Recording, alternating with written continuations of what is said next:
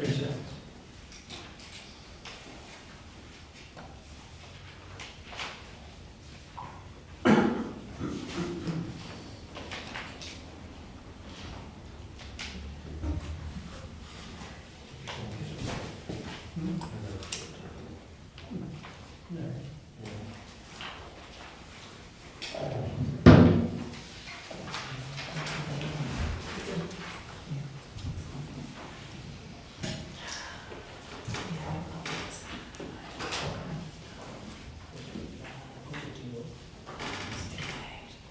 All right, well, it's 7 o'clock. Everybody's here. So we'll call the meeting to order. The August 19th, 2025. Brook Township Land Preservation Committee. Few announcements. If anybody has, or if anybody needs a listening device for helping their hearing, and it says come forward, but I'll have to refer you to Warren in the back there. In accordance with Resolution 2-2012, you're informing Scott Stilson and Vincent Drive is recording tonight's meeting for posting on YouTube. Thank you, Scott. This meeting is also available and being recorded electronically on Microsoft Teams. Is there anything we need to do about that, Warren? Is that just happening automatically? It's happening automatically. Okay.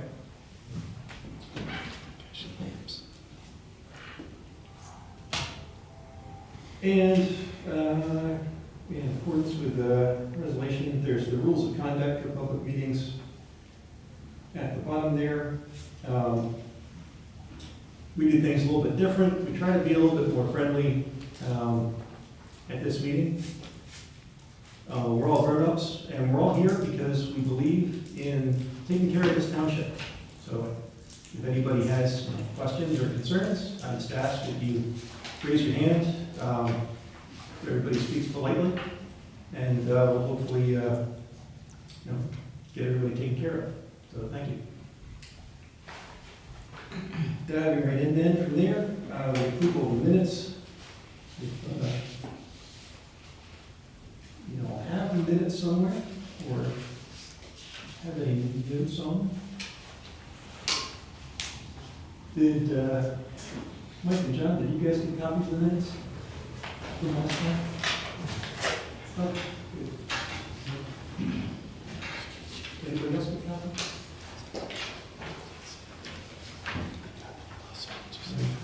Try to look you up on the device here.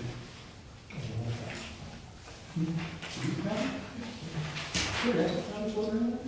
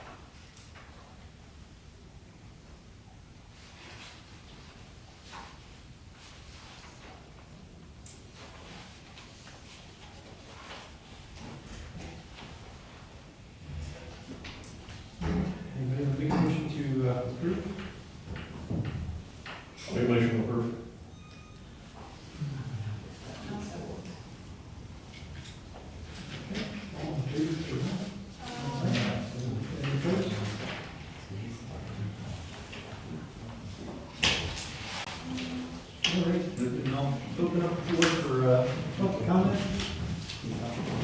No, we'll do the thing where we'll start off on this side of the room. Anybody over here? And please come up to the here.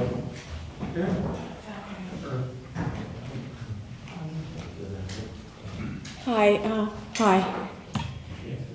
My name is Barbara Conway, 399 Crestview Drive. And I have a question for Stephen Jones. It's about a comment you made at the May 14th Board of Supervisor meeting.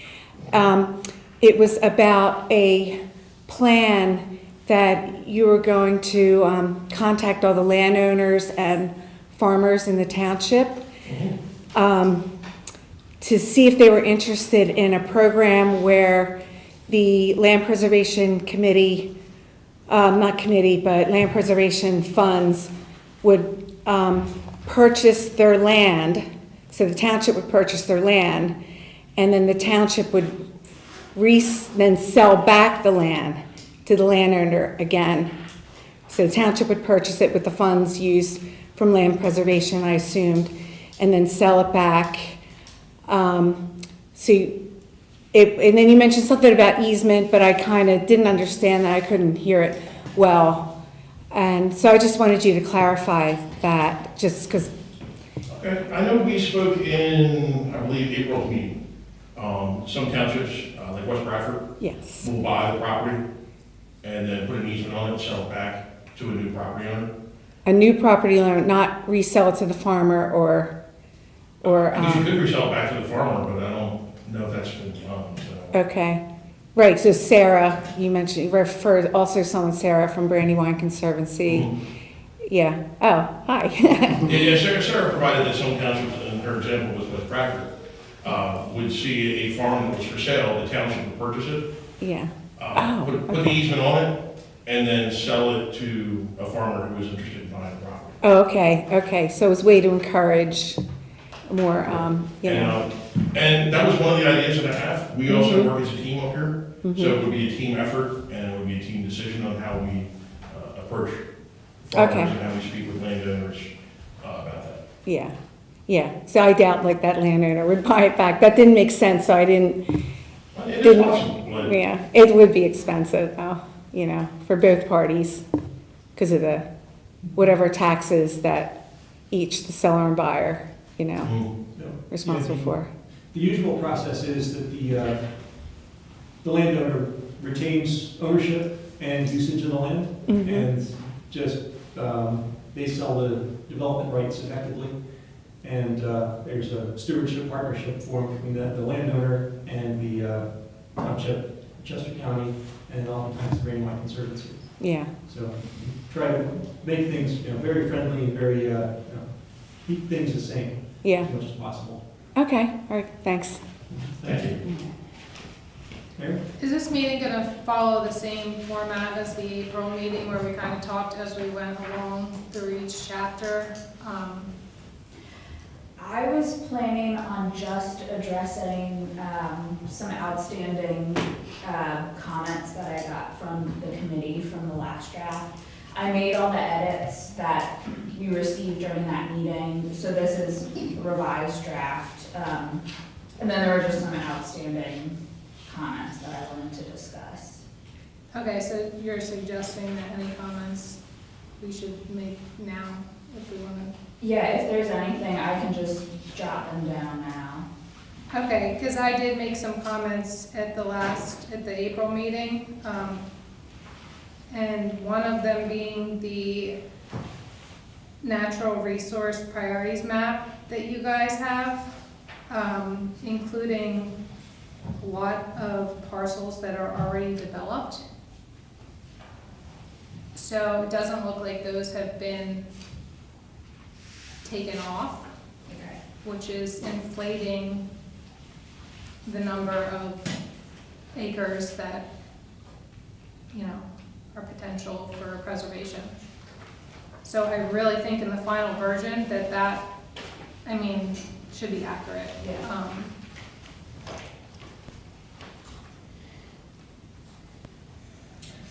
The version in the current draft was fairly up to date. Is there a specific Yeah, like right along 322, you have shaded yellows and oranges mobile home parks. The Egan, There's 4 mobile home parks included in that.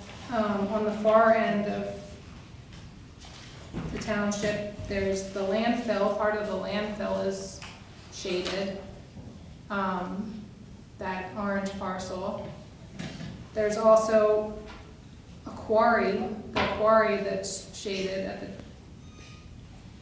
top part of that, that's in orange. I mean, I'm just looking at this quickly, but I think if the Conservancy's map should be more accurate, because it's important that when you're calculating how much is left and how much money you need to preserve those parcels, they should indeed be parcels that are not already developed. Yeah, definitely. I did make note, and I thought we had updated these maps, so I will double check and I'll work with our GIS person to get them updated.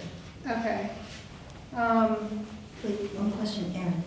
Do you know if those properties exist on those like last 2 pages of the farms? I don't think so because they're natural resource priorities. And I think the last page of all, those seem like more like ag priorities, if I'm not mistaken. they're not parcels that we've ever pursued, they're listed as priority or preservation anyway. What's that? They're not parcels that we've ever had on the list of, things as preservation priorities. Because of, on most lists they are. But if they're shaded, if they're On shaded, the map, they're yep, yeah, being- no, you have a valid point about that. calculated. And in here, it talks about all parcels included in maps 2, 3, and 4 have been reviewed by this land preservation committee and staff, consultant staff for accuracy.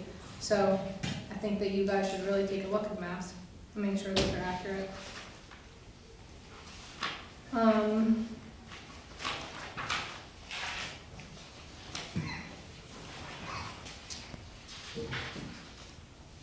I also think that your graphs, I talked about this last time, should include 2024 numbers, if this is the 2025 update. Some of them include 2023, some of them only include 2022. That's a gap in data, so in some of them, we get numbers from the county for total, there's certain numbers we get from the county and we didn't have them updated. Yeah, I think we talked about though, like EIT revenue, we know what that is for 2024. It's part of our treasurer's report. Yeah. Open space expenditures, there was nothing in 2024, so that's an easy add. I just think for consistency, they should all include 2024 when possible. Also in this update, it talks about the William Penn Foundation's decision to discontinue support for preservation efforts in Honeybrook. Why did they make that decision? I mean, Hi, John Goodall with Brandywine Conservancy. So William Penn Foundation, philanthropic organization out of Philadelphia, does a lot of really good things. And for the last 15 years, they had a program called DRWI, Delaware River Watershed Initiative. And because of all the good work that has been done up in the Honeybrook area and the efforts of this group, as well as the Board of Supervisors and the individuals, they made this area one of its experimental places where they put infused more capital. So Honeybrook, as well as some other areas, really benefited by it. It paid for a lot of nonprofits to do work up in this area. Unfortunately, or fortunately, depending on which side you look at it, William Penn Foundation is now focusing more on their urban focus. So they're putting a lot of work on urban trails, revitalization of Philadelphia, and the outlying areas. So all that capital that they were infusing into the Delaware River watershed is now refocused back into Philadelphia. So that capital is no longer available. to the Brandywine Conservancy, Stroud, and other nonprofits that worked up So there. did that flow through you to, In part. I'm just wondering how much they actually contributed to easements? Well, we talked about that. I don't think we can get a figure like that, but it's pretty substantial. It's not just for land preservation, but for water quality initiatives also. Because Yeah, water 'cause was it's- the basis of the whole initiative. Yeah, it says it was, the way it's written sounds like it was a pretty big, source of revenue, contributor to the easements.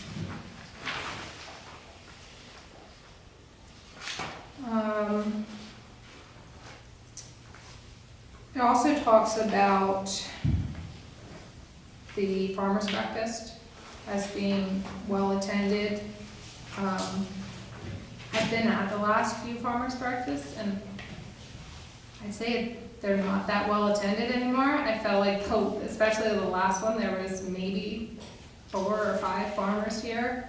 Well, if I can interject there, what solutions do you have for that then?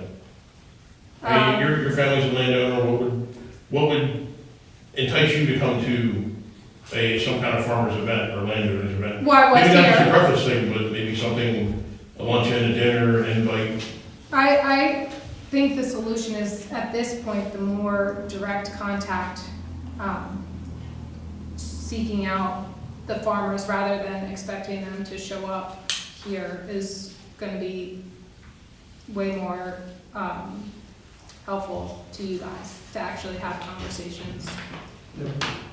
Yeah, that's something I was gonna put on the agenda for today, but figured it would probably be best to devote the whole thing to plan review, so we just get through all that. But yeah, the next kind of major project is outreach, and we've been discussing a number of different ideas about how do we approach people, what kind of information can we gather for people ahead of time. Perhaps including information about things like Chester County Act 319 to make sure there's awareness of that as well, to help give people, especially our main desired targets for outreach, as much information as possible about what the scenario would look like if they, and what their options are. Yeah. So, yeah, John and I were talking about that just this week. The update also talks about how the township makes effective use of its website, township newsletter, and other publications to update residents on preservation options. The township doesn't currently have a newsletter, but perhaps we should. But in any case, that's not accurate.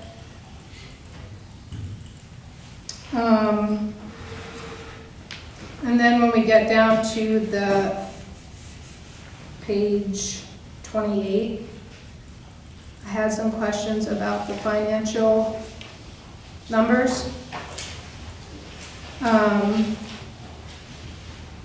For 2025, the income from interest is listed as $15,351.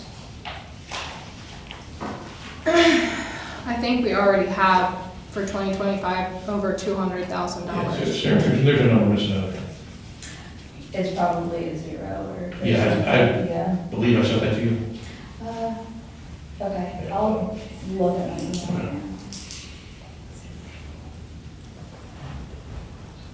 And then, like, future income from interest, what was the basis for, what was the rate, the interest rate that you were calculating that?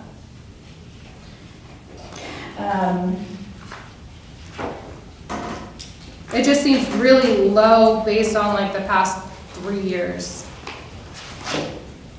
Yeah, I have in the asterisk, based on the current interest rate, so just rolling that forward. Yeah, I don't see how that could, You should probably list what it is.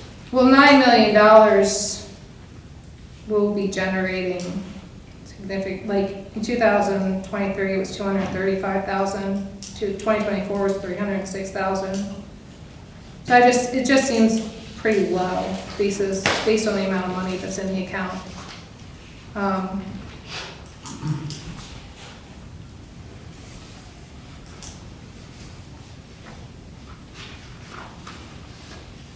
And then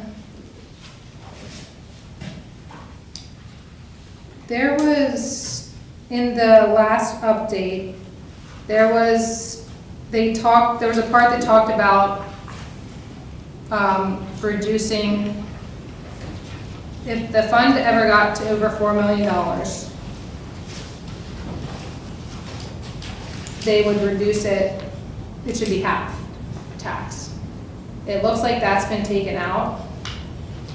And I know you guys brought that up last time, you were gonna table it until this meeting, but it looks like it's already been taken out, so you guys decided that that language should be removed as a committee? There was, we have talked about it. What we especially need is input from the lawyers about that. We did look into reducing it a while ago, and the mechanisms for how to do that were unclear. The lawyer wasn't sure whether there was another referendum involved or how that would work. Since that date, I think there have been other townships, I've been learning this week, that have reduced their tax, or I think one township's even totally eliminated it. So there is more information out there than people have done before. So that's, So the lawyer doesn't know what is supposed to be done? the solicitor at the time, I think, couldn't give us concrete advice on it. And it was being proposed at the time as a means to offset another tax hike. So the whole issue kind of went away. And Because I thought I remembered Beth Cole saying at one of the supervisors' meetings that it would have to go forward as a referendum. I'm not a lawyer. We included, so instead of having a arbitrary number picked out, we included a section in this plan that at least loosely outlines the process. Again, it would be in consultation with the township solicitor. So that's basically what this section says, but it does provide the example. West Salisbury Township was the only example that I could find in the like Philly region that has voted to discontinue their tax. And it was kind of under specific circumstances that they put the tax in place to purchase a specific property. They acquired that property and then they removed the tax, but they did remove the tax through referendum. So that was the only example that I could find.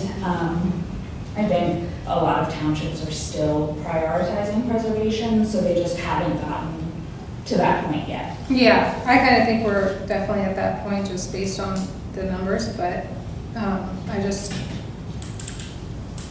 was just curious why that was a recommendation before and now it no longer is in there. Another question was, there's some new language in here about, in addition to using land preservation dollars for preservation,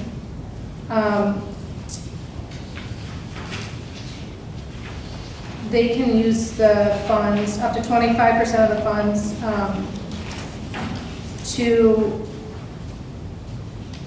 I'm trying to figure out, looking into an opportunity of using a portion of the fund to invest in BMPs and stewardship on lands that are preserved with township funds. So are you suggesting that land preservation money be used to cover the cost of BMPs on private landowners' property?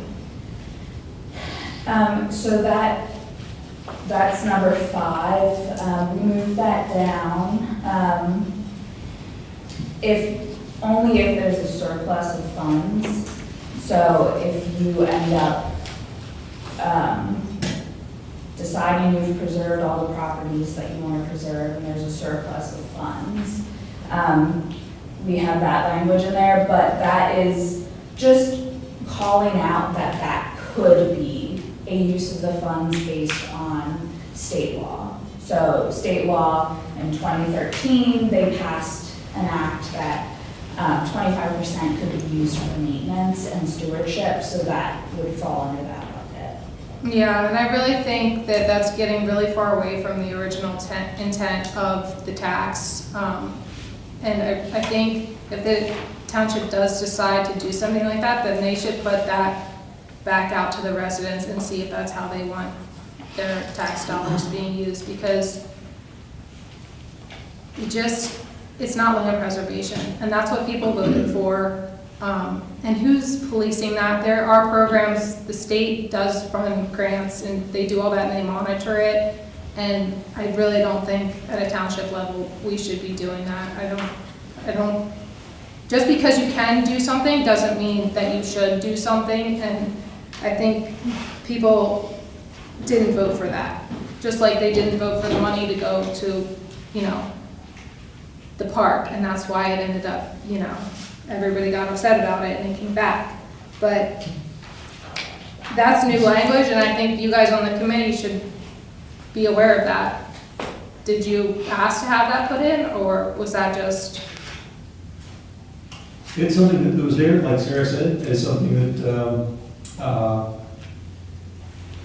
is possible. It's something that would be discussed here before anything else were to happen with it. It's not something that I think anybody would go and do lightly or offhand. Take very seriously stewardship of the funds and trying to keep them used in a manner that is in alignment with the original intent of the referendum. So I know I can say that there are varying levels of comfort with even having that in there on the committee. So it's not something that we're going to go to do. Yeah, and once But it's, something that's, and I've also noted, your discomfort with it as well. once it's in there, that's gonna be what they're gonna refer back to. They're gonna say, oh, it's in the plan that we can do that, and that's what the committee wanted, so you guys should be sure that that's what you want, because it's being written in here, so that's just how it works. We can certainly, we can modify that language just to include the, based on state law, 25% can be used for stewardship and maintenance, and not define what that looks like, because certainly that stewardship and maintenance can be used on township property for tree plantings. It's more than just ag BMPs, it's just because you have mostly ag preservation here, that's called out. Yeah, and I mean, it's part of the agreement with the landowner when they have to do their BMPs. I don't see why that they're getting paid, to preserve their land and implement the BMPs. Could I propose a change to that then? Do we say, instead of recommends looking into the opportunity, do we say, could in the future investigate?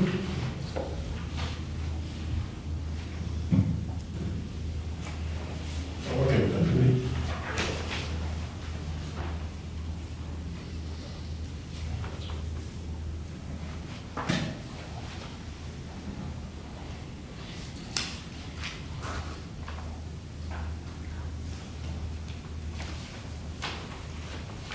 I think that's all I had. Why would you include that word, that verbiage in there if you don't intend to use it? It's just very confusing.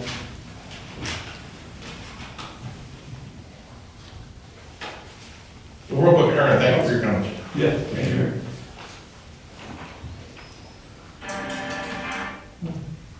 Thoughts from anybody else? We didn't respond to those questions. What's that? Well, yeah, I heard your question. I'm wondering if anybody else from the committee has a suggestion or recommended it. Well, we haven't really included any discussion of monitoring the lands we already have under easement. Under the typical easement agreements, the monitoring's been handled by Brandywine Conservancy or by Chester County, or both of them in partnership. So the township has not so far taken on any of that work. So where's that I don't reported? believe Where is that reported? The monitor, so that's, it's usually an internal document that the county holds. They're usually the primary, so it's either your co-grantee with the county on the agricultural preservation. So they either hold it themselves, it's a co-grantee with the Conservancy, or a co-beneficiary with the Conservancy. We've been doing this a long time, so there's different formats to it.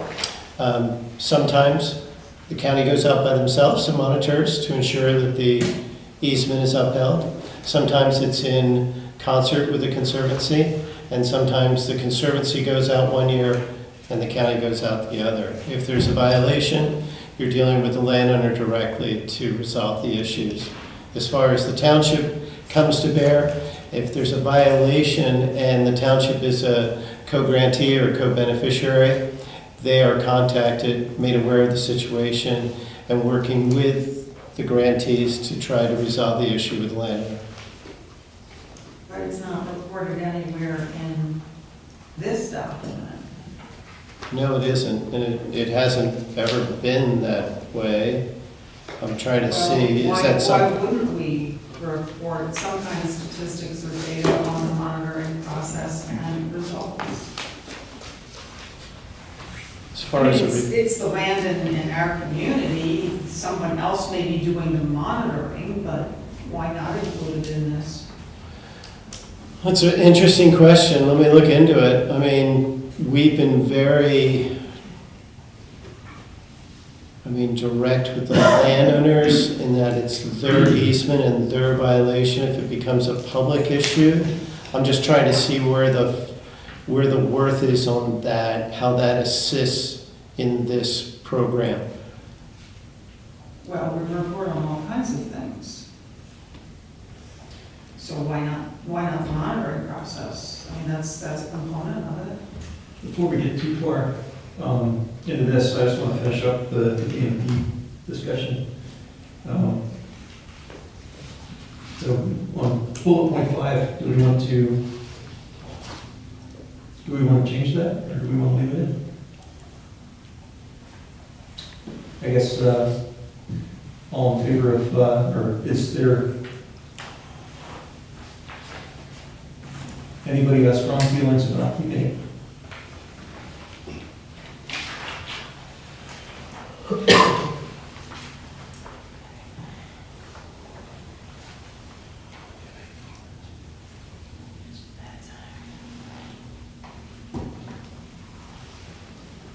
Does it matter if it's in there or not, if it's state law? I mean, that could still be brought up and say, why is the money being used this way? So does it matter if it's in the plan? I have a comment from this side. Go ahead, Tom. Why I agree with Aaron's feedback on it.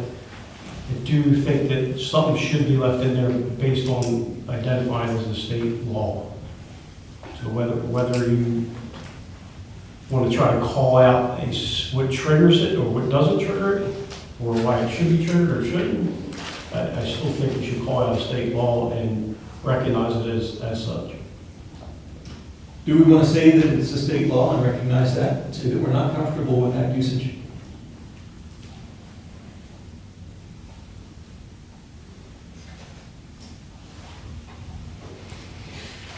I'm fine with the state law, and I think that what you had suggested previously, the will investigate comment, is appropriate for that.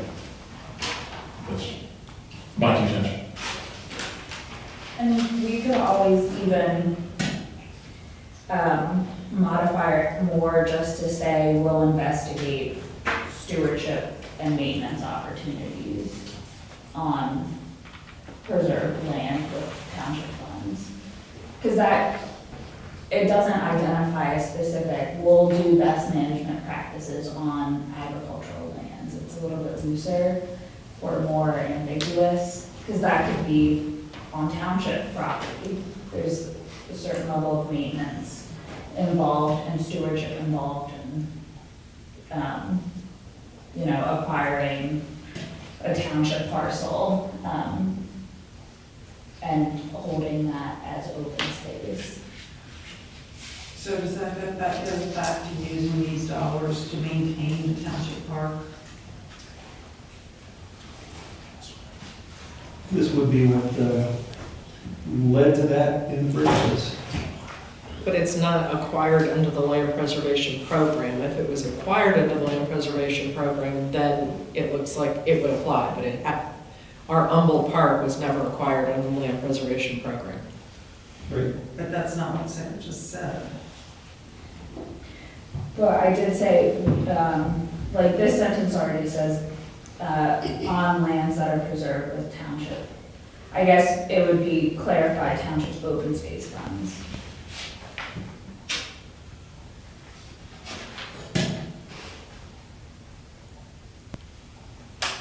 And I have a question. What is it's 25% of what amount? Are we talking about like 25% of $9 million can be used for this monitoring? Yeah. Whoa! That's what they're saying. Yeah, That's a, be over $2 million. I just think anytime, and if you guys get away from using the funds for land preservation, then it really should go back to the residents and see if that's how they want. Yeah, the voters. Well, I don't think we're at that point yet, because we still need to figure out a plan on how interested the program is with landowners in the township. But we're writing it into the plan, so I think once it's in there, it's fair game. But I think you have to be accurate with what that act says too, about how you can use that 25%. It very specifically says you can only use up to 25% for land that was acquired pursuant to the act, which is the Land Preservation Act. It says that already. According to 2013 amendment to Pennsylvania Act 115. But she is saying that it would apply towards township open space, which would include Humboldt Park, which was not acquired pursuant to the act. Okay. So that's very important to be specific about that.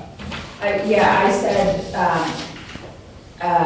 there's a section here, preserve of township funds, that we would specify township open space funds. So the funds set aside. For the land preservation. Yeah.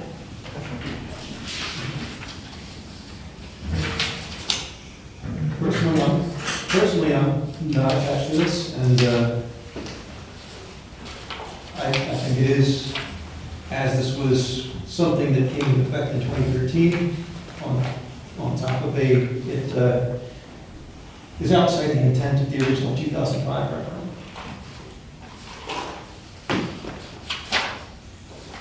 I would be in favor of noting that while this is possible, this is not something that has community support Not a priority. and would not be a priority for the community, or would not be a priority for the community. So we take out the recommends looking into the opportunity, strike that, and include your comment.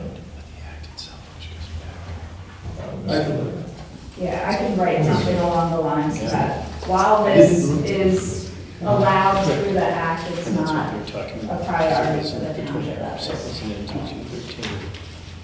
And It's if not down the true. road, It's discussion. you're doing another plan and you don't have any more This is the original one. open space to spend your open space funds on, then maybe you can do it. But at this moment, it's not a priority. That works. Fair enough.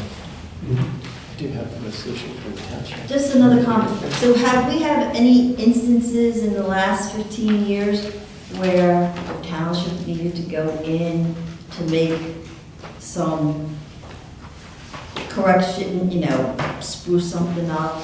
I mean, we haven't had that occur in the past. Yeah, this is not something that township land preservation funds have ever been used for.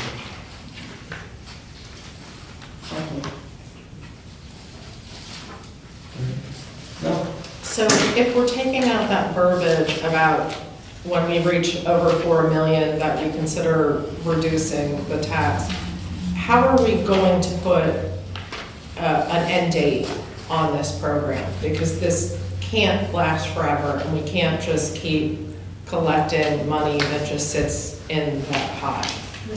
You're right.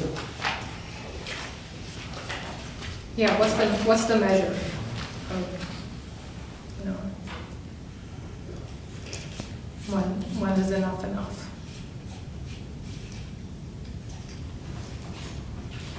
Because the last land preserve was in 2022.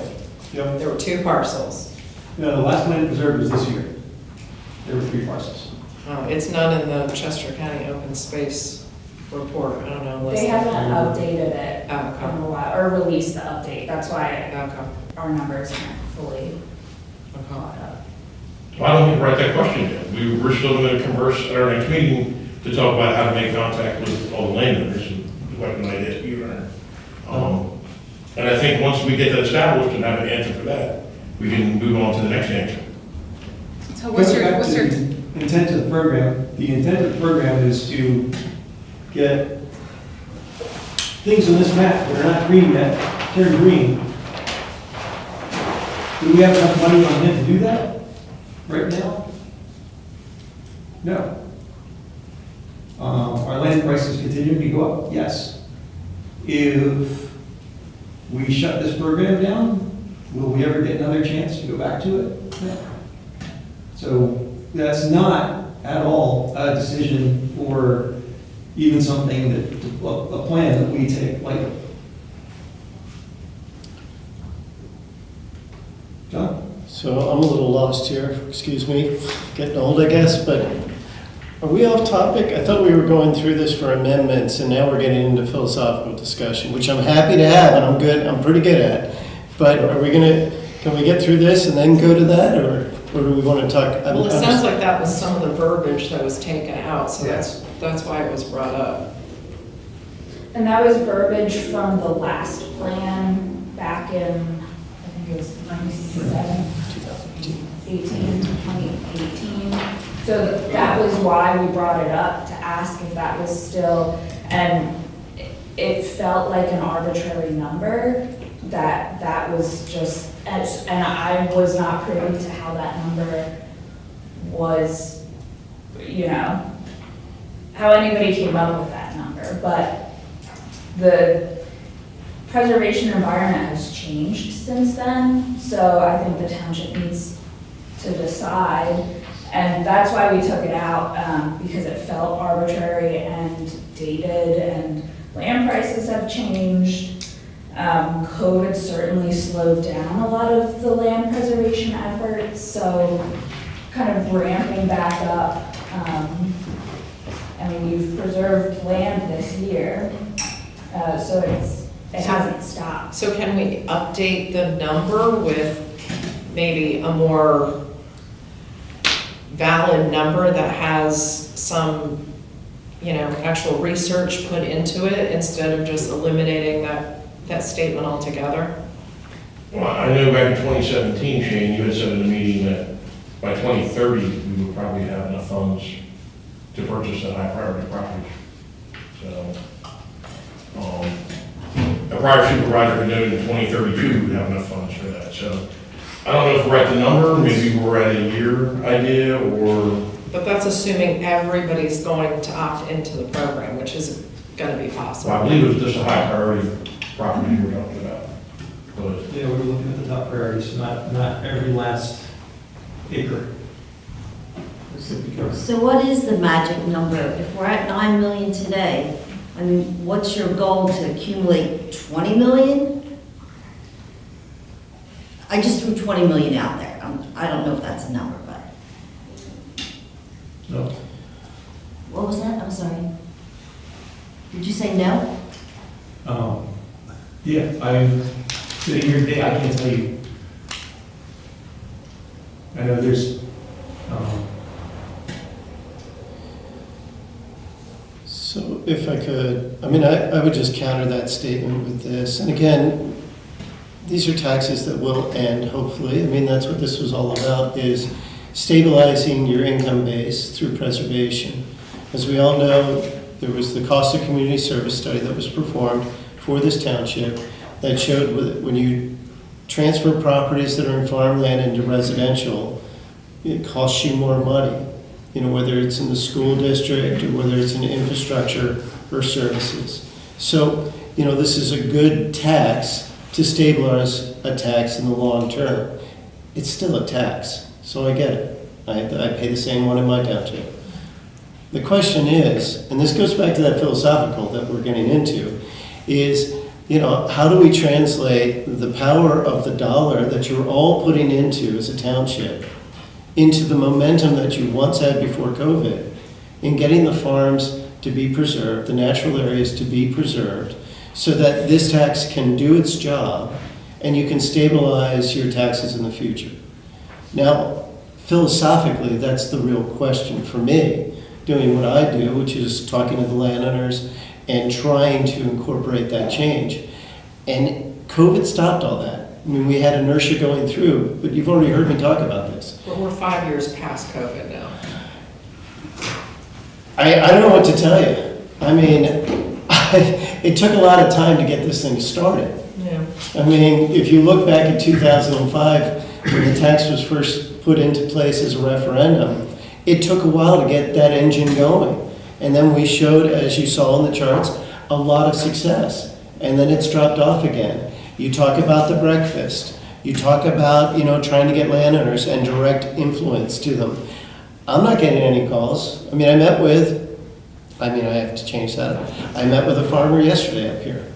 But it takes time to get that engine going again, and any help and any ideas that we can have, and everybody's trying here to do it, we want to do it. So the question really isn't about, I mean, I guess the question philosophically is twofold since we're going this way. One, do we like the program and what it's doing and what we're seeing in the township with this open space referendum?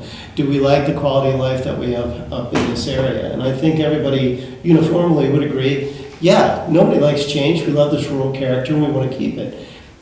The second penny to drop then is how do we get the farmers, how do we get the landowners, how do we get the natural area farmers, or landowners rather, to embrace the ethos of this program? And that's why we have an open space committee. That's why we're all in this room, is to figure that out, because again, we all want to perform what this program is supposed to do so that we can sunset this tax. But I think it's a 10-year plan that we're putting forward. I think at this point, we need to have some kind of metric at which to gauge when it's time to stop this. We can't just keep this going on for another 10 years and then not have a plan then either. And so again. The 5-year plan, right? Yeah, I believe it's a 5-year plan. Yeah, we need to have something in place.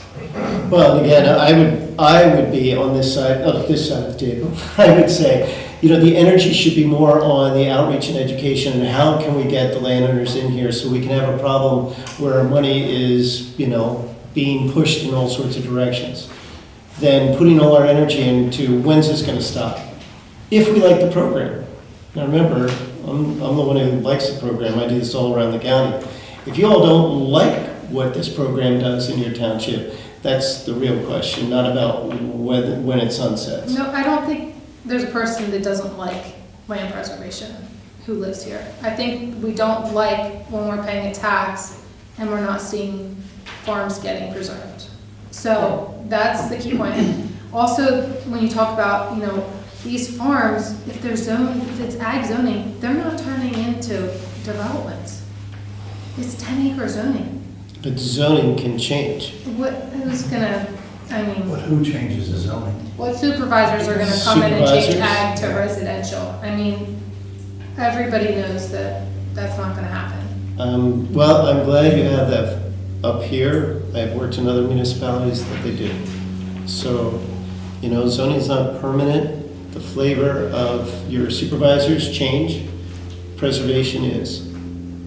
Yeah, and I think preservation is great, and I think once they get out and actually start talking to people and have an idea of, they're gonna say, hard no, we're never gonna do this, we're not interested for X, Y, Z. You know, is it the money, is it because we don't wanna interact with the government, you know, we don't want a handout, now's not the time, you know, that's what needs to happen to gauge these high Well, if priority everyone feels that funds. way now, how did everyone feel 10 years ago? We preserved over 5,000 acres of the program with the help of everyone up here What is before the- I arrived, so I don't understand how all of a sudden no one's gonna wanna participate in the program. I think the ones that wanted to participate jumped in. I don't think COVID, okay, so did Chester County, did the land preservation efforts as a county go to zero in 2023, 24? No. I think it's the nature of, we're in a township that's, everybody who wanted to preserve jumped in. You might still get some people willing, but you're not gonna get to 100%, you know? And that's just the reality. Well, you're absolutely right. I mean, you look at places like West Marlboro, who's been at it 3 times as long as this township, and they're at 74%. But it's still the same there as it is here. When I bring a farm in for preservation, the room is pretty happy. When a developer comes in to raise the last crop, to change it over into development, there's a lot of heartache in the room and trying to figure out how to modify that. So it doesn't change whether you're at, 34% as you are here or 72% as they are in West Marlboro. We're all trying to achieve it. I would also say that, it's not right now, but landowners change their position. Time changes philosophy. It also changes financial circumstances. It also changes families. I mean, you're looking at the next generation coming in, so, you kind of, and I'm sorry, I wish it could happen yesterday, but it's a long game that wins around here. You can't just hope that it's all going to happen today so we can move on. And you're right, there's energy when a referendum like that goes through, because, again, there's a lot of talk, there's voting, there's all that sort of thing. That communication is at a high level when those referendums pass. And I think in part of that, as well as the energy of the community, created a lot of incentives to do it. We're in a situation right now. Now, I'm not arguing about this tax, or, this is your program. If you want to have the tax or stop the tax, that's a community decision. But I also know that, this is a strong rural community and that it has been embraced in the past. And how do we protect those farms that are preserved now so that at least the zoning complements it around the block? So that if there is a farm in the center of a lot of farms preserved, that it's not going to impact through future uses on that property, contrary to what everybody else has done in that area. These are the sort of philosophical questions.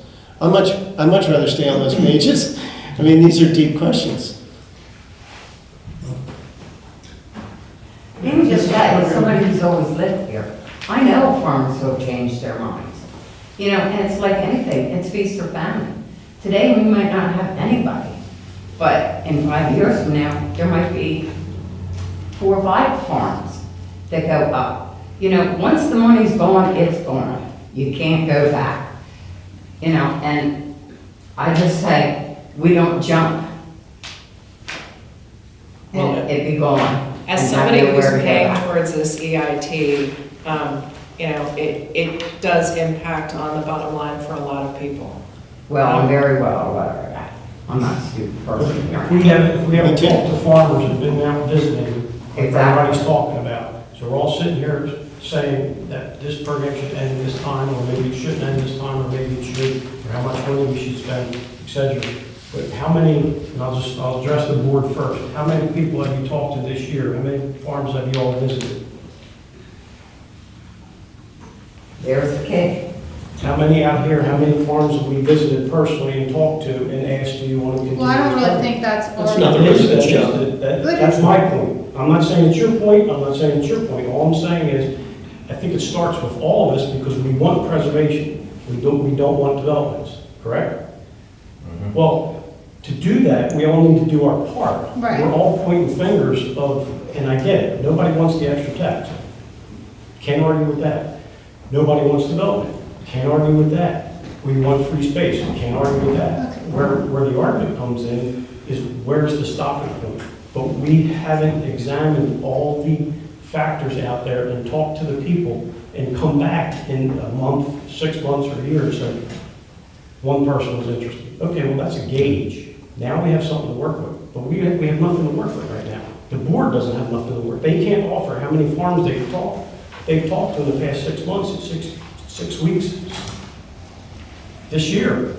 So how can we judge that? Right, I agree, but I don't think it's the job of the residents, because I know I some. disagree. If it's all our, I'm sorry to interrupt you, but I As think it's all our somebody responsibility. who owns a farm, I don't want random residents coming up to my door, talking to me about the land preservation. That's really like invasive, okay? And it's not the job of residents. They don't even know, now there's a list, but no, I don't think that residents should just be walking up to farmers and saying, hey, No, but Like, you can it's talk to connected. your neighbor, you can talk to your neighbor, we could form a group, right? We could Tell them to make farm. and maybe we'd spread the word, hey, we're gonna visit this section this month, or in the next 2 Yeah. months, and spread that word. It's but the just not committee needs random. to organize Sure, that, absolutely. So then maybe we shouldn't finalize Hold this the door, plan. please. This is an important discussion, and it's probably not something we're gonna solve right here, right now, because there is a lot of data that we don't have. We don't have good recent numbers on who all's interested and aware of the program. We don't have accurate financial data, projections of what it would cost to do all this. And more than that, personally, I think this program has done a lot of good, and there's a lot more good that it can do. And I don't want to set, I've never wanted to set in stone, this is where it ends. Because, as we noted, it changes over time. Recently, there's a farm right along Chestnut Tree Road. It's changed hands, I think, twice in the past 10 years. The first new owner was interested in preserving it, and then it changed hands again, and the second owner actually has preserved it. So, as farms change hands, attitudes change, things change, and I want this township and this program, speaking as myself here, I want us to be prepared for whatever comes up. Because I've lived here my whole life, and this place means a lot to me. I don't want to move somewhere else, but I've seen it change a lot. I've seen it get a lot louder and a lot busier, and I see roads that are dangerous for people to drive down now, or for people to ride bikes down. I'm scared to I used to bike to Morgantown as a kid. It terrifies me to let my son do that now. If the number of cars in these roads go up 3 times, I mean, that danger level goes up even more, and there's nobody patrolling township roads. So this program does cost money, but this is our last best hope at trying to keep this place a rural township. So, no, I'm not in a hurry to see it end, or to decide where we're going to plant the stop sign for it. I'm also not in favor of having the tax go on forever. It's not something that should go on forever. But I'm not going to make up another arbitrary number like $4 million. I'm not going to say we can have it when we don't know that we can. I'm not going to say we can end it just because we want to, or when I don't know if that's possible, or we'll have to do another referendum. So there's a discussion that needs to happen with the lawyer. There's a lot that we need to do. But I want you all to know also that I definitely hear your concerns, and I share your concerns. I don't want this to go on forever. I don't want this to be a tax that gets reduced just so it can be turned into a tax hike somewhere else, which was what was on the table last time we were looking at reducing it or changing it. So, all right. Monologue over. Thank you. I believe you were, Val, you have any other questions at all, or any other comments? All right. Well. Yep. Anybody on the side? Anything? Eric McDonald. See, I am interested in going and talking to people, like, how many acres of land do you need to have to be in the program? Like, there's people I do business with, you know, you go buy eggs, you go buy tomatoes, you know, any Amish business I deal with. And I have several Amish friends still, and I actually talked to some earlier, and they're already in the program. And, so what's the current dollar amount per acre, and how many acres are required to be in this program? You want to take a look? Sure. So, county average is 5,000 an acre. But, and I say this to everybody I work with, I'll give you a low number, because then you won't get mad at me when it comes in higher. So if I said 5,000 and it came in lower, you'd be mad at me, right? So whatever, so you can tell them it's 5,000 is the average, but use 4,000, because they'll walk away and they'll start thinking about their acres and they'll times it out and everything, because I do it. Yeah. So if you've got, you know, a minimum of 10 acres is what I would say. And I'll give you some of my cards. And if it's all right with you all, you know, they can contact me and I meet them at the farm, free of charge, analyze it. Not only do we talk about farmland preservation, but we talk about ag security, that's a township program, 319. We just look at everything that has anything good on the financial side to a farmer and apply that to them in hopes of, you know, keeping them in farming. And hopefully, at the end of the day, preservation. We all know our taxes are going up when Wharton does what Wharton does. So, yeah, and then I talked to Amish people about this, and they're not happy about that development. But it was already, I mean, I tell them, there's nothing we can do, because that's a done deal, but what we can do is preserve other land and prevent it from happening again. Yeah, it's our personal way to keep our community the way it looks like and the way we choose to have it. Thank you for your commentary. Sure. John, do you call this a government handout or don't you? Say again? Do you call this a government handout? Oh, no. So, and it was one of the debates that we had in the very beginning.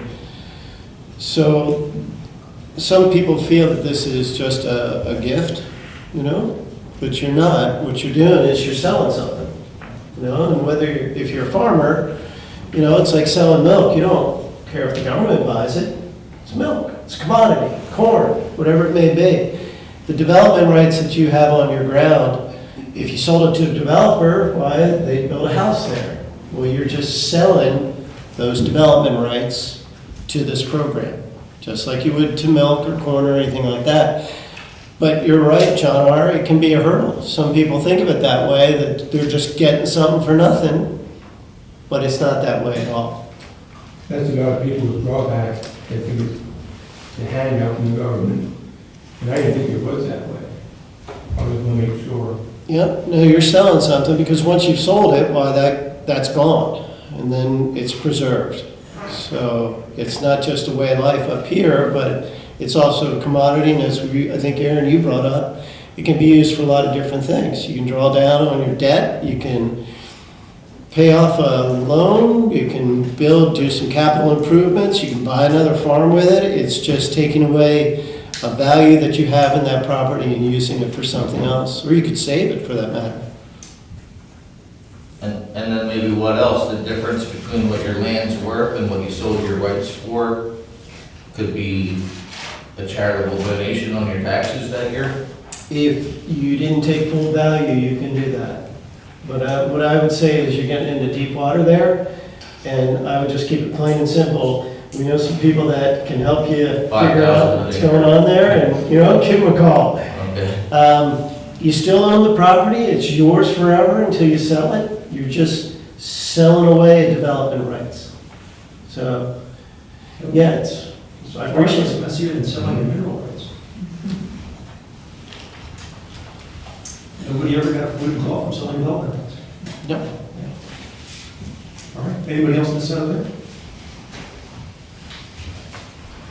All right, thank you. Moving on to the plan. Yeah, I mean, we've already been really digging into the plan. But I will open it up to the committee because I sent the plan, the revised plan based on the comments I received from you all. So I want to open it up to you to see if there are any other comments that you want me to address. And then I can kind of go through some of the comments that I didn't explicitly address in the plan, but I just wanted to discuss and see if there was a good way to incorporate. But I wanted to open it up to you, see if you all had any comments, additional comments. We covered the BMP's thing, that was one thing that had been on my mind. There's some adjustments that you're gonna make on the graph for the money. This graph, yeah, And then also projected municipal revenues and expenses, table 1. That needs to, you're on the same page. At the bottom where all the totals are, right there, it says up a little bit. Right there. It says 2025 and 2030, that just needs to be adjusted. okay.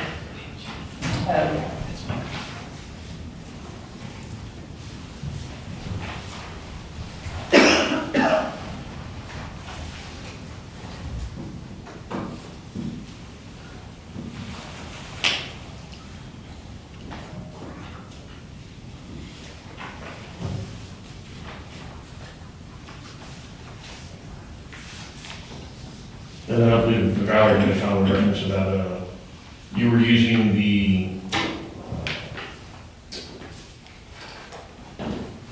for the interest. You were using this amount. If maybe you could get an idea or a roundabout ballpark number, to put down there, it's just a reference to the calculation. Yeah. Thank you, sir.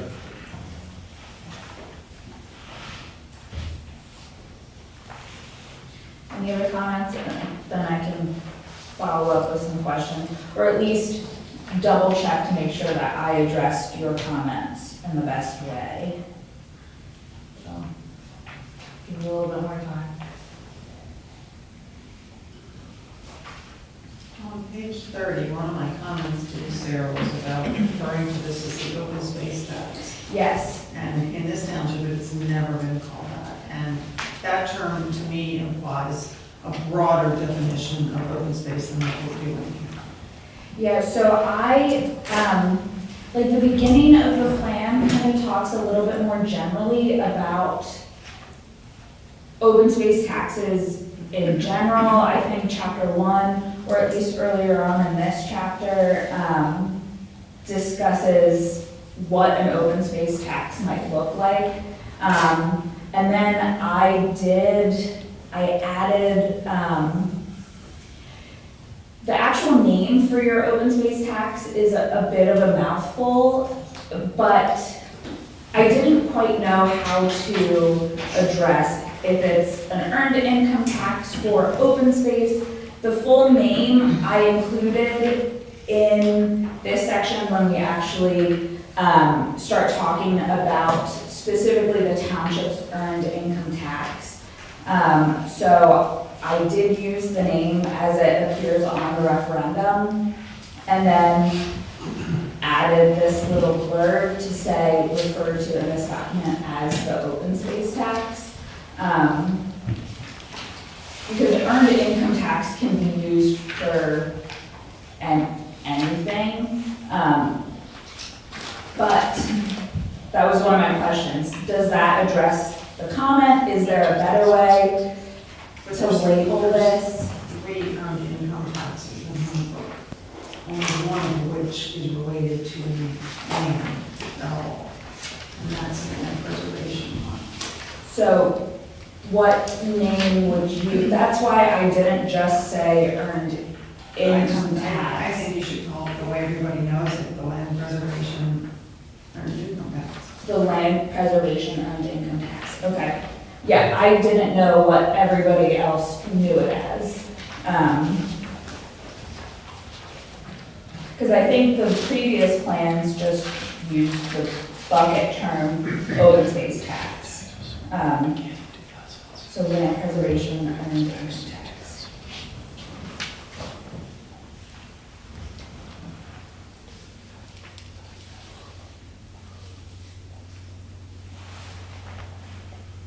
So I'll use that when referring to the Honeybrook's.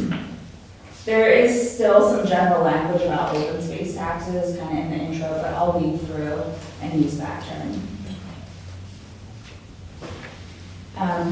Any other comments? And then I just have a couple questions and then, we can talk about next steps.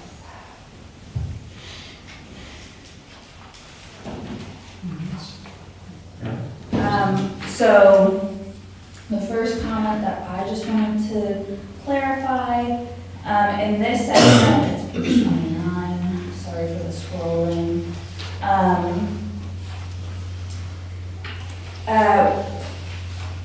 This section, I think you, Susan, mentioned that this is like a list of recommendations and/or considerations that the committee should take, but you were maybe looking for more specific recommendations from the committee. Is that? Well, I think it should be more of an action plan. You've got recommendations, but what are we gonna actually do? What is our plan for the next 5 years? What are we going to do? What are we going to accomplish? So the way that this plan is set up is really identifying the parcels that are the priority parcels and then tackling those, outreach, that kind of thing. So I can develop a list or some action items, but it's really landowner outreach, priority parcels. I think number 2 addresses that, right? We'll increase outreach efforts, contact owners of applicable parcels, interested in the land preservation program. And then once it's engaged, the committee will prepare a report from the board of supervisors. We'll have answers to the things that Sal was bringing up, interested in the program, and then we'll just have answers to the questions that we have right now, and we'll be able to move on with other action items. And then some of the considerations are if you need to get more creative for certain priority parcels, like the acquisition model, which was brought up at the very beginning, which is outlined here. Just identifying that as an alternative approach if you have a high priority parcel that someone is looking to sell. But I'm open to other action items to include on this list as well, if there's anything that's missing.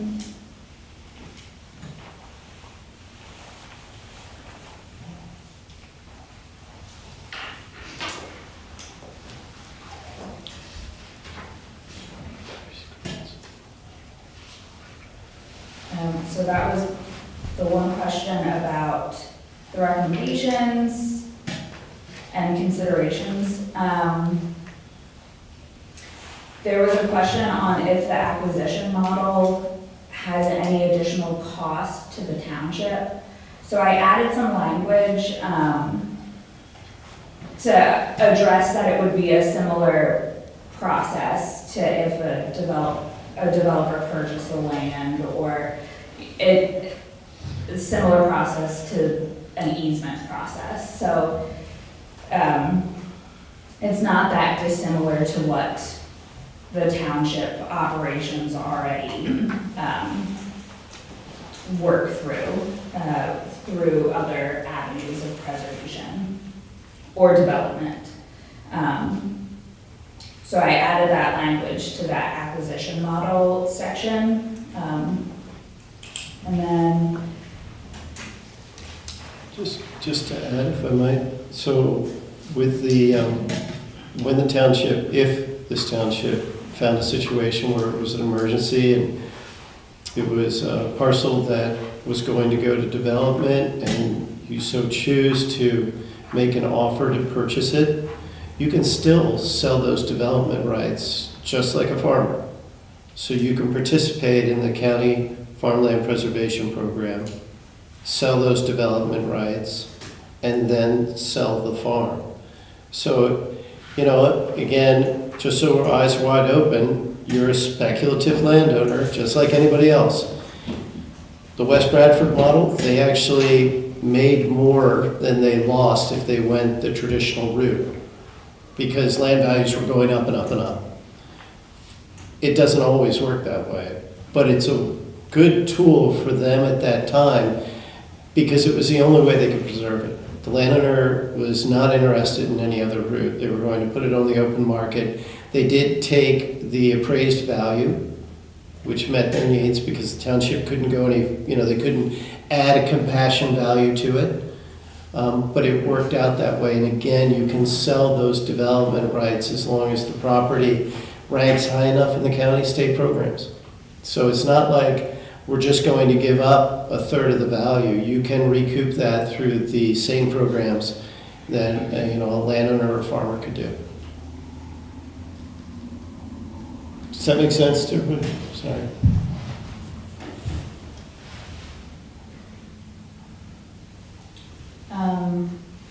And then there was just a question about what the partnership, and I think that's outlined further down, what the partnership with the city of Wilmington actually entails. And so I added language to specify that that partnership is with the Brandywine Conservancy, but for land preservation and agricultural best management practices in Honeybrook. So that's money that the city of Wilmington sets aside to support land preservation activities and water quality activities, so the ag BMPs, in designated areas in Honeybrook. So it's not a partnership. There is no MOU with the city of Wilmington and the township specifically, but they do provide funding to support land preservation up in Honeybrook. So that's just continuing to, look for opportunities for that. And then the last question was specifying, educating landowners on stewardship and PMPs and suggestions on how to best do this. And I think working with your existing, that's kind of part of the whole process. How do you educate landowners on and developing a strategy around that that works best for Honeybrook? But a lot of that does happen or is offered at the farmer breakfast. But if you all have any ideas on how best to reach your farmers and landowners, I think we outlined using existing township avenues for that. So farmer breakfast, outreach, that kind of thing. There's no silver bullet, I don't think, with educating landowners. It happens in different ways for different people and in different communities. But if there's anything specific you want me to flesh out about that, I can. And those were all the specific questions or comments that I didn't explicitly address in here, or I did my best, but I can rework some of them, like the land preservation earned income tax. I'll use that language. Can I just add, I think it might be helpful if people are interested in going to talk to their neighbors or something like that, if the land preservation committee had just a simple piece of paper with some bullet points on it that they could put in their hand, and also had the contact information for John Goodall for further, follow-up questions or things like that. That might be helpful to just be able to give somebody something, with information on it, some basically bullet points, how it works. Somebody hand it out? Is that available on the township website or Question. Yeah. Because maybe if, like, that could be available on the land preservation page or something, so someone could download it or print it out. I mean, it makes more sense to have it in a newsletter that's sent out to everybody. Putting it on the website is gonna have limited usefulness for the Amish. Well, it would be if a resident wanted to print it out to give to their neighbor. Also have an election coming up, so you may get some extra foot traffic in the area that have a little booth or something set up. Thank you. May not reach everybody, but you may reach all it takes is one at a time. John, one question that was asked to me was on preserved land. Are they allowed to, like, say a child wants to build on the property, is any building at all allowed on the property if they preserve it? It depends. So in the agricultural preservation program, you generally get one floating house right in addition to what you have. Okay. But again, depending on the farm, so say it's a 100-acre farm and they have 2 children.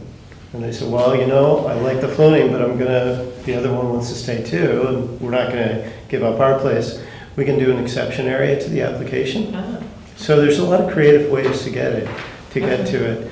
It's just, and again, I think we're all saying the same thing. It's getting to the kitchen table to have these dialogues to show that, one, it's not a gift, you're selling something, and 2, the program can work with each landowner to find that fit. Can you maybe have like frequently asked questions?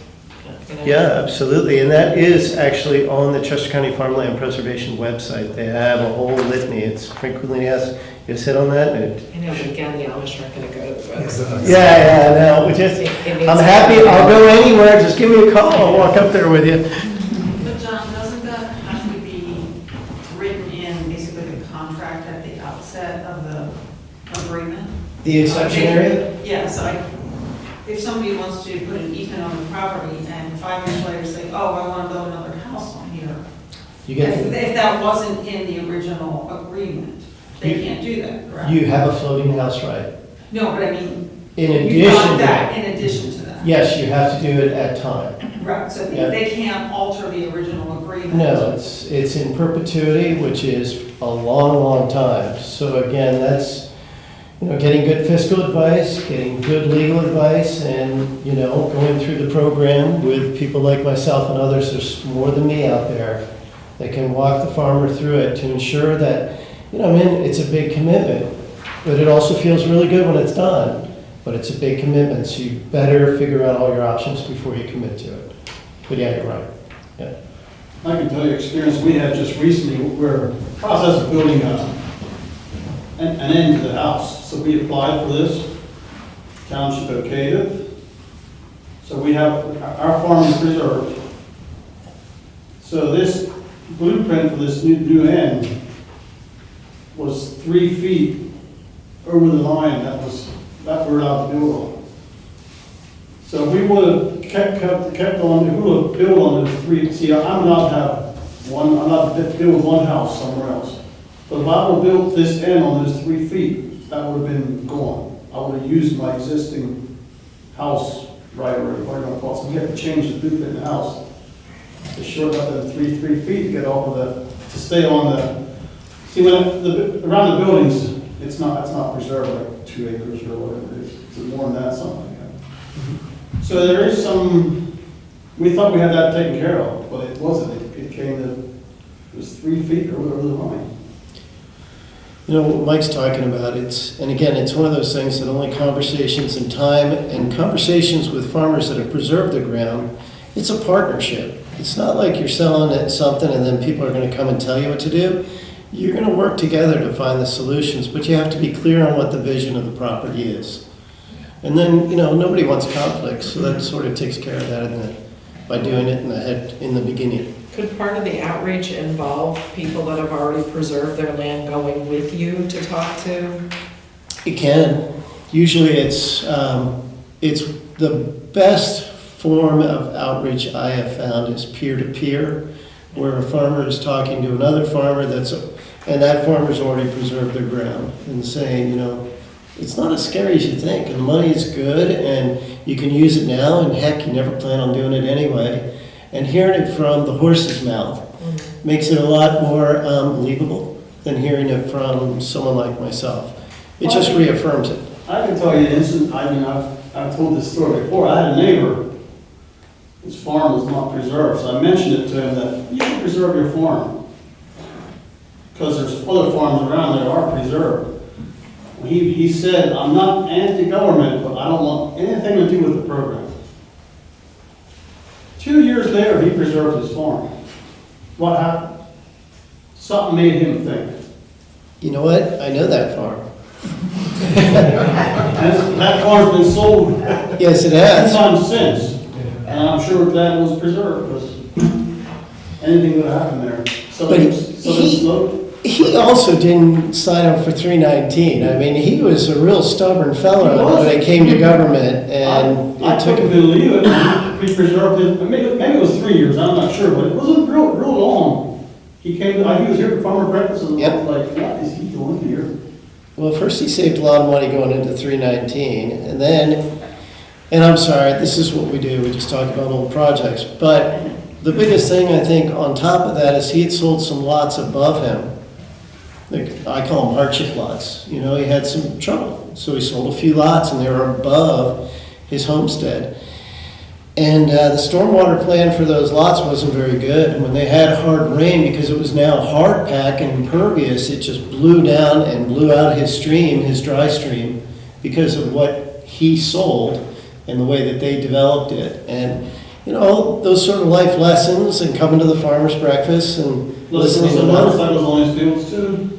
And it's still just one farm. Yeah, that's funny.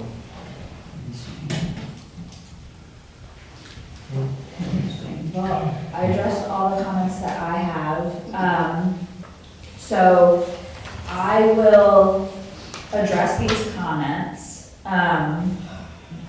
If the committee wants to see the final draft with these addressed comments before, and then so the next steps would be the committee signing off on the plan with the addressed comments to be sent to the Board of Supervisors for approval and review, so that the Board of Supervisors can see it, can approve it for the sake of completion, kind of putting a bow on this plan.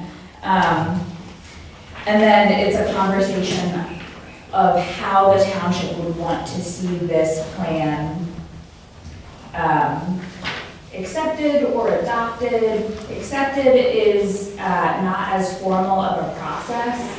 Plan adoption, if that's the way the township will want to go, because you're updating your comprehensive plan, it could be included as an appendix in the comprehensive plan, and then go through the adoption process, the county review process, when the comprehensive plan is being adopted. So that's a route you could go, or the Board of Supervisors could pass a motion to accept the plan.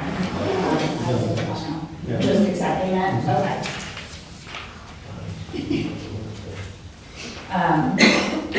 But would the committee like, so I can address the comments, send a final draft out to the committee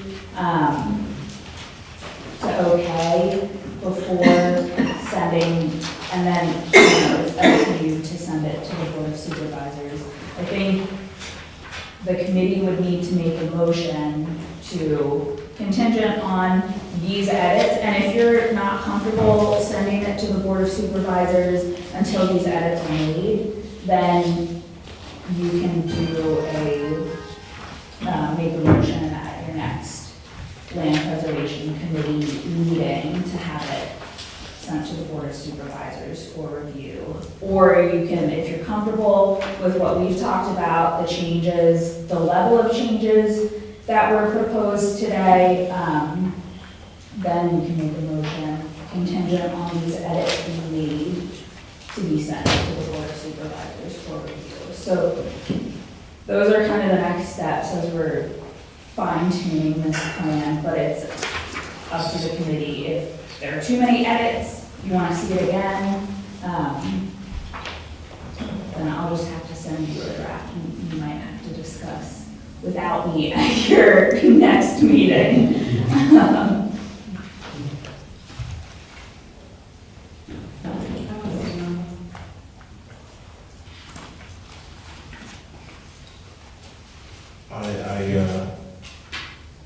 I can agree with Susan, that's fine, we can do that. So you want to see another draft? And would you like to review that draft at your next meeting, or just see it in advance and then you can make the decision to send it at your next meeting? I think it might be beneficial for you to make the updates, have us take a peek at it, Okay. and then once the updates are completed, send it back out to us. Our next meeting's in October. We can make a motion to approve it in October and have it ready for the board at their November meeting. That's up to one. As long as everything's okay, absolutely.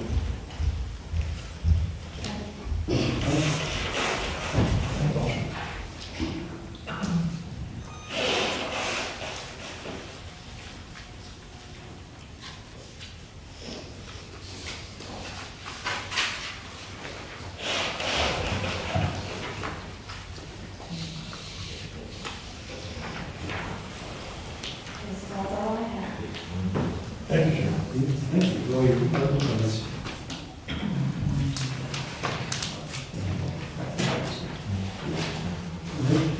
Next thing on here is the 2024 annual report.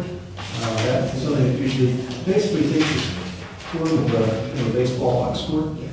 And I'll bring that along to the next supervisors meeting, getting confirmation on a couple numbers. I think everything I have on hand at the moment is a little bit out of date. And we'll make sure it's a little bit current.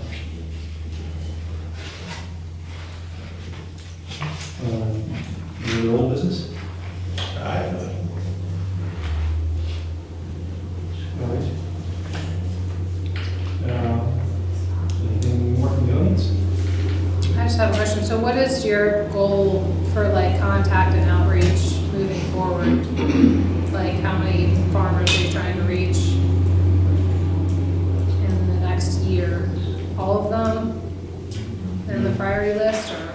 You've got a list of top priorities that, I think it was about 50.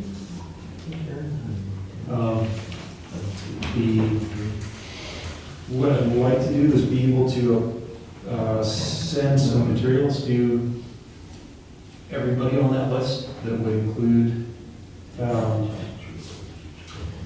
hopefully a testimonial from somebody who's already been through the program. That could be me, Mike, John R., numerous other people around. Information about Chester County Act 515 and 319, which could be a significant tax savings, and I'm sure not everybody has signed up or even aware of those yet. Agricultural security, which there's still all kinds of confusion about, and most importantly, kind of a model or projection with a map of what an easement could look like. And it would also be really nice if there was information about transferable development rates that might be available on any given parcel, and what the value of those are. So there's no actual plan for going out and talking to people yet? Well, as you mentioned earlier, talking to people, showing up on their doorstep is a mixed bag. I've visited several farms. One farm I visited was very upset that I was there. So, given that, and, given you don't want people just walking on your place. No, I don't want people, but I think as a committee, I'd feel a little different, and then I could say, yes, no, see me again in 3 years, don't see me again ever. And then you could document that, because I think there should be a document that shows when you talk to somebody, what they said, do they want to be followed up with in the future? If they're a hard no, you know what I mean, like that type of stuff. will help guide the interest. And I think it's, you know, it would be helpful for the residents to see, okay, they are making contact with people, you know, this is what they said, yada, yada, yada. Well, it sounds like a mailing is a good place to start. It's a non-intrusive way to make contact with property owners. And we can judge the interest from that by providing the information that you had spoken of. Different websites where information is listed. We can update the website for land preservation of the township level. John had presented information that the county has, and also with the Conservancy. And then we can have people contact us from that, and we can work from there. And then you'll. If they'd like to be contacted, they can contact us at their leisure. We're certainly, we're not being intrusive on their time or at their property. And you'll keep a running list of who's contacted you, and are you asking people to just contact you if they're interested, or for Well, feedback? here's my thing, how many acres does your family own? Well, no, you're someone that we're gonna speak with. So, how would you feel, what do you think is the best way for us to approach someone? You're a good example, because you're someone who's going to be approached by the committee. That's right, I'm ready. So, what do you feel is the best way for us to do that? I don't think the mailing is a bad idea, but I think you should ask for specific feedback about, like, not just don't, you know, like, don't respond like, hey, if you wouldn't mind saying, what is it that might be holding you back? Is it, you know, this, that, or the other thing? Or is it money? Is it the timing? Is it that you don't want a government handout? So you guys can kind of gauge, you know, why people might not be interested, and maybe they misunderstand it, but like, just get some feedback. And that's what I think the in-person would benefit from. But if you ask people just to respond like, yeah, don't ever contact me again, as long as I own this property, I'm not interested, or not now, but maybe in 3 years, contact me again, or something like that. Yeah, I think a lot of those are the frequently asked questions you spoke of, John. We clear up a lot of that, maybe make us a little more comfortable to really start the conversation with ourselves and the Conservancy. So I think that's a good place to start. Yeah, just to know what might be holding somebody back, Okay, you know, absolutely. I think would be helpful. Thanks for your input, I appreciate it. Good. Thank you. Anybody else? Then we'll meet back here again, Tuesday, October 21st. And is there a motion to adjourn? Make a motion to adjourn. Do I hear a second?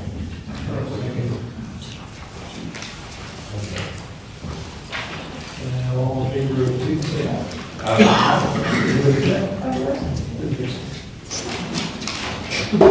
All right. Thank you all very much for coming out tonight. Thank you, everyone. Thank you very much. I think I just want to comment on this, talking about this. Yeah, Yeah, sure. Okay, good. Oh, yeah.